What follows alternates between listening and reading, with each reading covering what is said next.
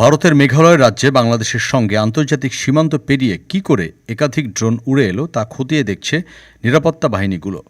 মেঘালয়ের উপপ্রধানমন্ত্রী, যিনি আবার রাজ্যের পুলিশ মন্ত্রীও, প্রেস্টন তিংসং নিশ্চিত করেছেন যে চেরাপুঞ্জির কাছে কয়েকদিন আগে যে ড্রোনগুলি উড়তে দেখা গেছে সেগুলি বাংলাদেশ থেকেই ওড়ানো হয়েছিল।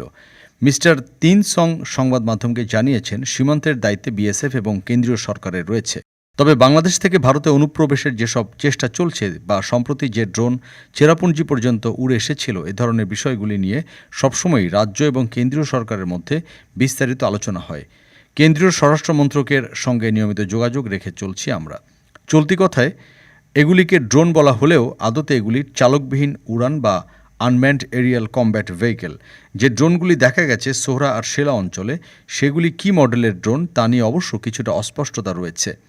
এ বিষয়ে ভারতের কোনো কর্তৃপক্ষের আনুষ্ঠানিকভাবে কোনো বক্তব্য পাওয়া যায়নি। ভারতের গণমাধ্যমে লেখা হচ্ছে ড্রোনগুলি তুরস্কে তৈরি বায়োরাক্টার TB2 মডেলের। সেখানে বলা হচ্ছে বাংলাদেশ সশস্ত্র বাহিনী বায়োরাক্টার সংস্থার সঙ্গে 2022 সালে চুক্তি করে TB2 ড্রোন কেনার জন্য। সেটিই ছিল সেদেশের সামরিক বাহিনীর প্রথম সামরিক অস্ত্র বহনে ও হামলায় সক্ষম ড্রোন কেনা। ভারতের সীমান্তরক্ষী বাহিনীর এক কর্মকর্তার নাম উল্লেখ না করার শর্তে জানিয়েছেন, এ ধরনের ড্রোন এতটাই উচ্চতায় ওড়ে যে খালি চোখে তা দেখা সম্ভব না।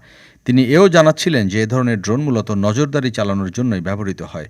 আবার ওই অঞ্চলে কাজ করেছেন এমন একজন বিএসএফ কর্মকর্তা জানাচ্ছিলেন, মেঘালয় সীমান্তে মাদক চোরাচালানের কাজেও ড্রোন ব্যবহারের ঘটনা ঘটেছে আগে। ডেস্ক রিপোর্ট, আজ বার্তা, ঢাকা।